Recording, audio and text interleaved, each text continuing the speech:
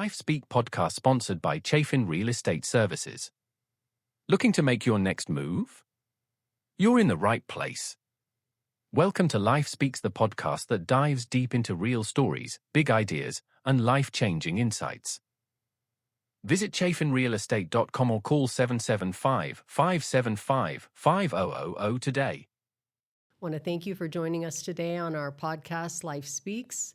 And today we have a guest of mine that's a very good friend. We've been in ministry for several years, and we are talking about abortion. We're talking about post-abortion healing. We're talking about the effects of abortion, our own testimonies, and we're going to share with each other today. We're just going to have a conversation. So, Jen, welcome. Thank you so much. Jen Fruechting, I'm going to say it right. And we've both been a part of Real Choices, Deeper Still, Hope Ministries, and I'm taking a little break so I can get this podcast going, but my heart is still definitely in that ministry. So I'd like to give you a chance first to tell me about yourself, or tell the audience about yourself. I know a little bit, more than they know. So, so what would you like to share? Thank you, Leanne. Thank you for having me. Yeah, I'm really grateful you're here.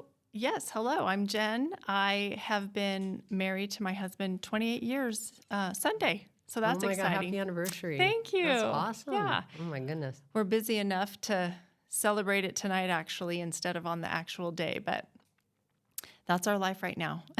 Busy in ministry. So we've been married 28 years. I have two daughters. My oldest is married. She's 23, and my youngest is 21. And I've been a Christian for 27 years. So I was saved about a year after marriage. Okay. Yeah, and I've been a part of the Hope and Deeper Still ministries for the last 4 years. Yeah, that's awesome. That's awesome. Well, tell me how you got involved in that. I mean, really, the beginning of your story, where you needed that. It started over 21 years ago, actually, because it was all through, after abortion, it was all through high school and my young adult life that I struggled with just the sadness of it, feeling haunted by it, feeling I wasn't good enough. So after becoming a Christian, a year after marriage, I really wrestled with God's forgiveness. I was so joy-filled as a new Christian, and I was so hungry for the Lord, and yet I couldn't comprehend and I couldn't believe that He forgave me. And I definitely did not forgive myself. So I wrestled with that for about 5 years. And then the Lord really started to do a work in me, and He started to speak to me. I don't recall specific scriptures or any of that, but I recall that He really wanted me to share it with my best friend at the time, my Bible study group at the time. And it took me weeks, if not a month or more, to get the courage. I'd be sitting there in the midst of them, and I'd feel that prompting, and I would just be like, no.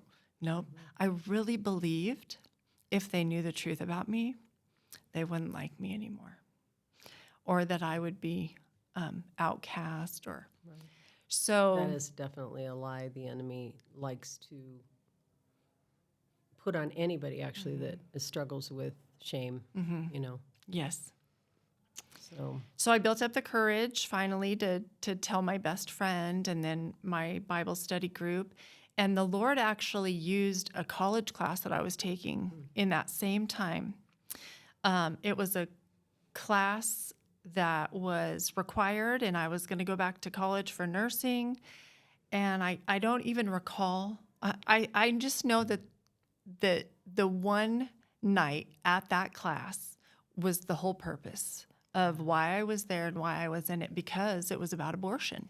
And it was the first time for me to speak out loud that I didn't believe in abortion because I had had 2 abortions in front of strangers, in front of people that I didn't know at all. After listening to all of their opinion on abortion, right? Or adoption or whatever.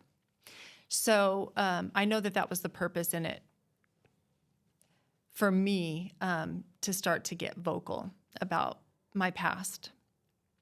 And he really used that in addition to my sharing with my small group and all that. After that, I was at a women's retreat. I eventually shared at the women's retreat, but I want to say it was the following year at a women's retreat that another woman was going through a post-abortion Bible study. And I found out about it. And so I pulled her friend aside and I said, if she ever wants to talk to somebody, I've had 2 abortions. So if she ever wants to talk to anybody about it, I'm available. And this whole time that I'm speaking to this woman, I'm just crying. And she's looking at me thinking and then saying, you need healing. You need more healing. You need to do what this friend is doing. You need to do a post-abortion Bible study. And so I really felt like the Lord was in that and that he was calling me to that. But even in that, I dug my heels in a little bit. Like, do I really need this, Lord? I'm healed. I've shared it with my best friend. I've shared it with my small group. I shared it with strangers. It's funny how you think you're healed, making these small steps. You just think, oh, now I can talk about it. Now I can, I had so much to learn and such a long way to go still. I think in my case, it was, I didn't know there was a difference between healing and forgiveness, so I'll share a little bit more about my story after you, complete your part, but it's mind-blowing actually. Yeah. So I went ahead and I reached out to the Crisis Pregnancy Center at the time, and I happened to be pregnant with my second daughter at that time. And so they were hesitant to take me on because of the emotions involved in doing a Bible study like that. They were just concerned.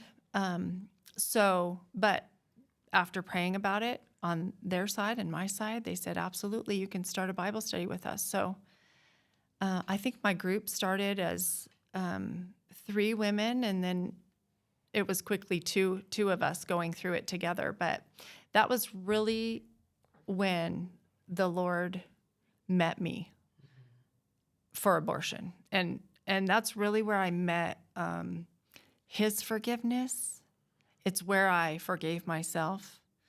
It's where I started to understand how he sees me, and that is not a hindrance. It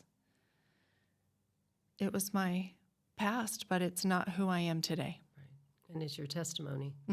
I was saying it yesterday, God takes a mess and he makes a message. Amen. My story, your glory. I like that one too. Testimony. Yeah. And all these wonderful, So any more that you want to say about that? How the course helped? After the course, how did that go? Or also, I think the first question for me is, what was your situation when you had the abortion? Oh, absolutely, because we don't just wake up one day and choose abortion, right? There's all kinds of events that are part of our life that can be the reason that we choose that. So I was raised with a stay-at-home mom up until 3rd grade, and then my family moved away. I was born and raised in Reno, Nevada, and my family moved away when I was in about 4th grade. And True Nevadan. Right? It's not so common. No, my daughter's a true Nevadan. Awesome. Yeah, so we moved away so my dad could start a business, and that business only lasted about a year, and then we moved to yet another state. So Originally, we moved to California for 1 year, and then we moved to Arizona, and we were there 2 years. And while we were in Arizona, so I would have been in 5th and 6th grade, which puts me somewhere around, I'm not always great at this, the ages, but around 10, 11 years old. That's when my parents divorced and really started to, I want to say go crazy a little bit, date each other's coworkers and friends. And my mom moved somebody in without telling us or asking us. We just showed up after school one day. We're coming home and they're moving his stuff in.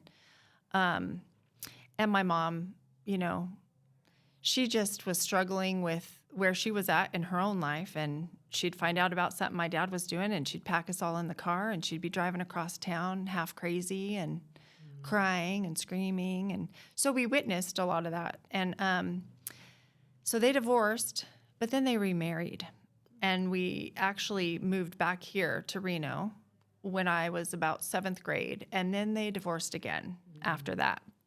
So it was just a tumultuous season, right? I no longer felt safe. It was very confusing. And then my dad eventually remarried, probably about a year or so after that. And my mom really started to drink heavily. So with her heavy drinking, she worked and then she'd go out and party. So she became very absent at the same time. So I took on the role of parent to my 2 younger sisters. So that's kind of the season that I was in. So at the age of 14, that's when I started to have sex and really I wanted to be an adult. I wanted to feel loved. I was hungry for love, hungry to be heard and have that attention. And I met a boy, and I really allowed peer pressure and wanting to fit in and all those things. Was your dad absent? Make my decision to lose my virginity. My dad was absent, and he was passive as well. So that became more evident in my teen years when we went to live with him.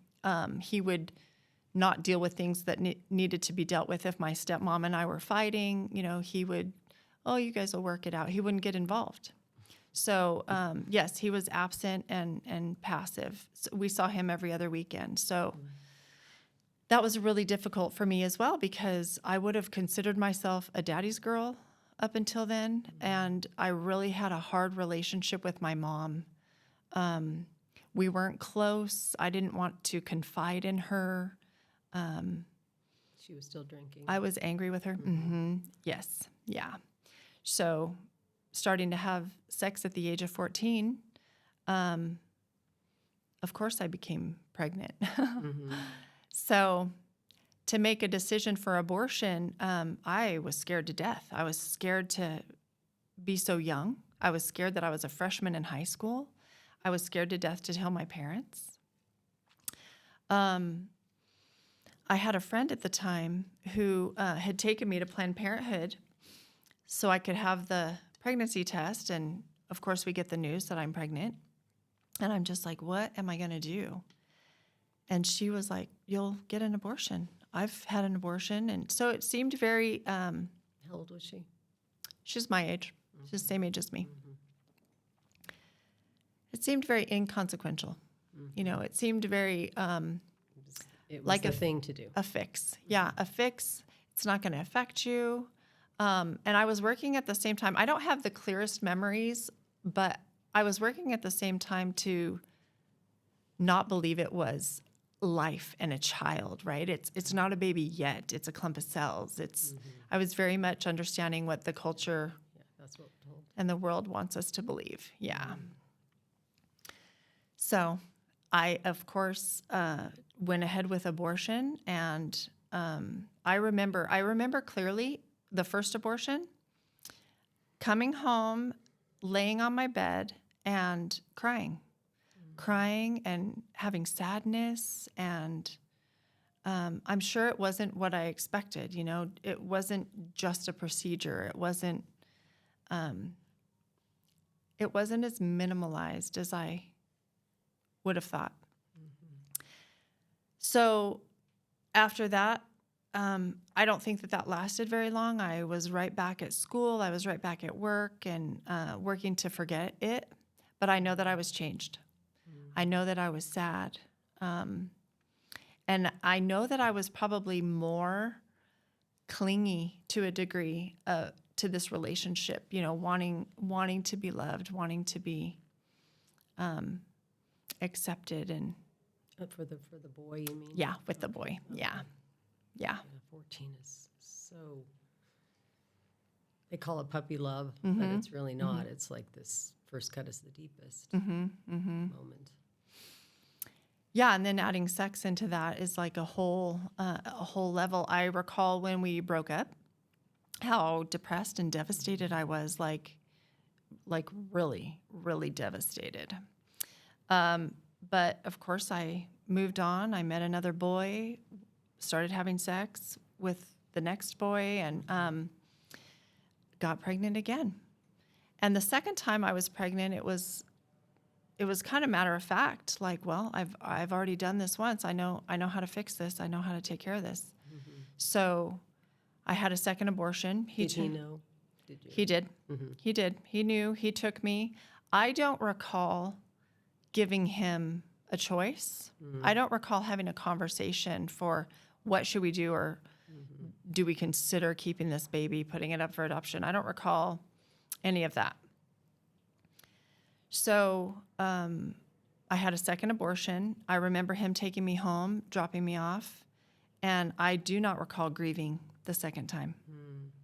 I do not recall crying or any of that. It was tucked it in a pocket and went on. Yep, I just went on. Yeah. So that's kind of a picture of where my family was at and where my life was at in that season.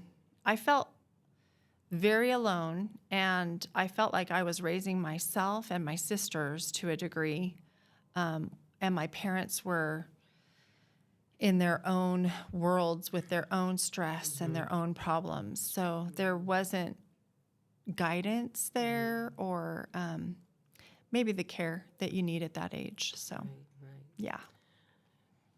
So, just as you're speaking, memories are coming up, even that I had forgotten about. You know, so my mom and my dad divorced when I was 13, and I was very loved boys.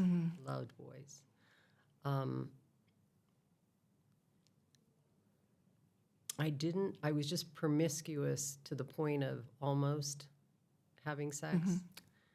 And I knew what sex would bring. But then I fell in love when I was 17.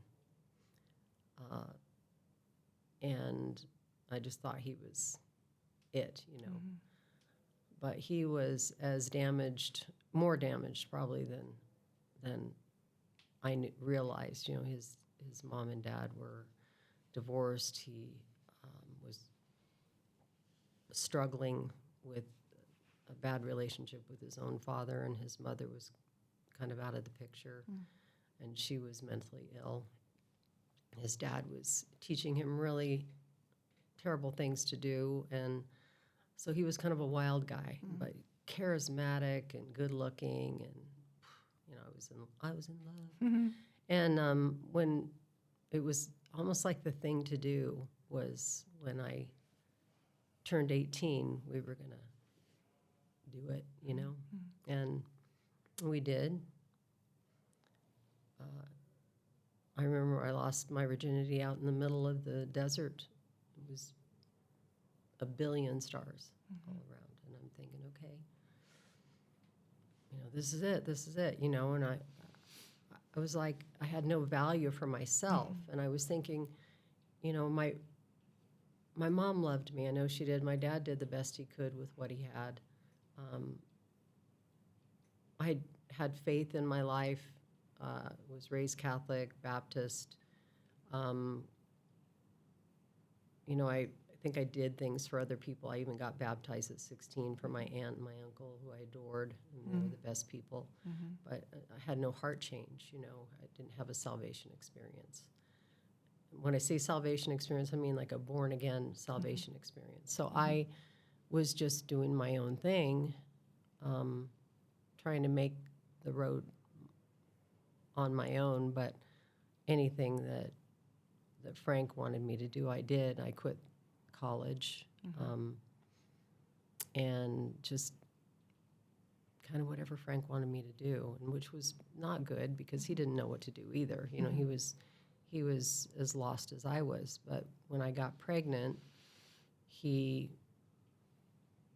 very much so was opposed to keeping that baby, and we were 19. We could have kept that baby. And but every person I talked to said, oh, you know, you just get an abortion. Every single person. And sad to say, even though I adore my mother, she even recommended that. Not that she recommended it, was very passive. Like one of my friends just had one after having 6 kids. You know, it's not that big of a deal. But she was Catholic, so I was very confused by all that. So I went ahead and did it. Like, this is the thing to do. It was a few years after Roe v. Wade, and I was 1978.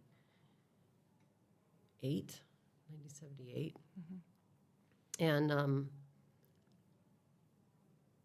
I somehow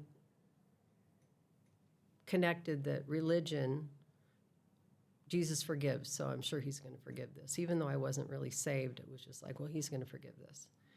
It was kind of an odd conglomeration of belief in my own mind, you know what I'm saying? It's like I didn't really put together that you had to have a relationship with Christ to be forgiven. It was more like, oh yeah, he's going to forgive this. Well, so I just went on with my life, kind of tucked it in a pocket. Yes. But I remember the day it happened, Frank was really upset after that. It broke his heart. And that kind of makes me really sad because I wasn't really brokenhearted as much as I didn't want to get caught in this craziness, you know. I wasn't brokenhearted until later. I became saved at 23 years old in my living room, you know, and I was saved. God, when I was saved, I still had struggles. I still had bumps in the road. I didn't have any discipleship going on. But somewhere along the line in my 30s, one of my friends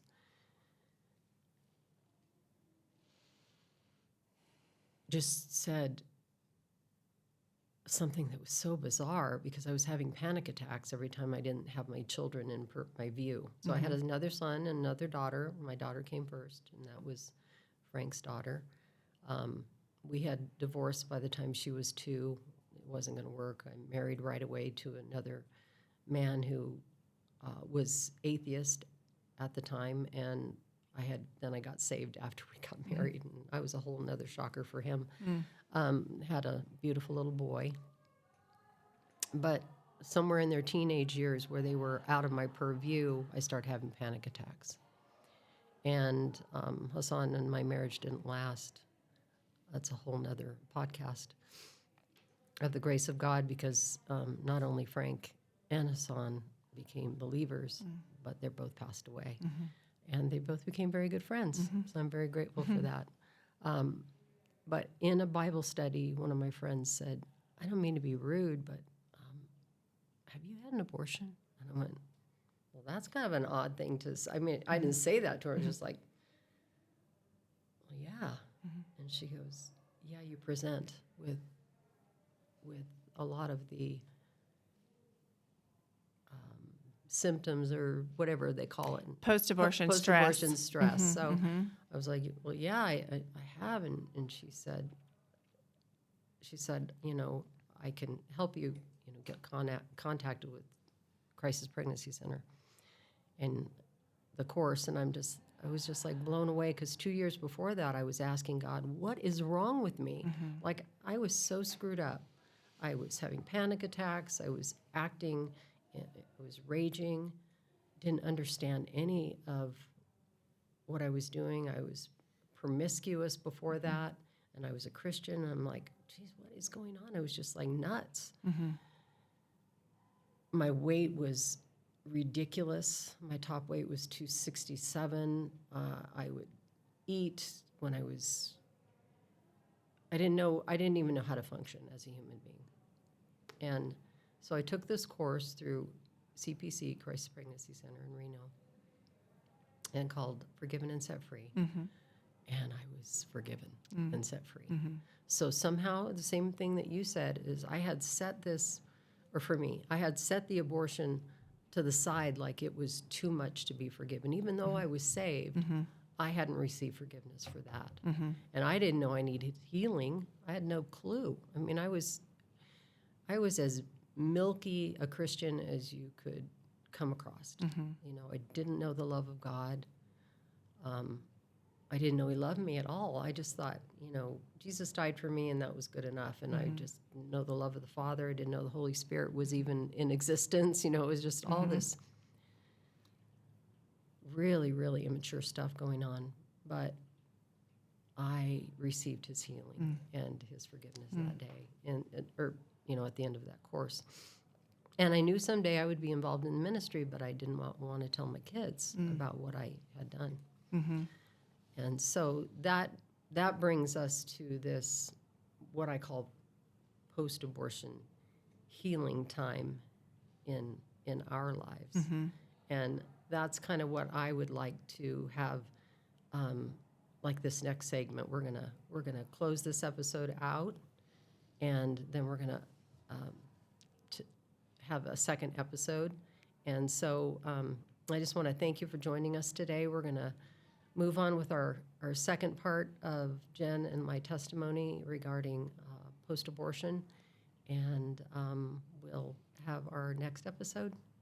And thank you for joining us.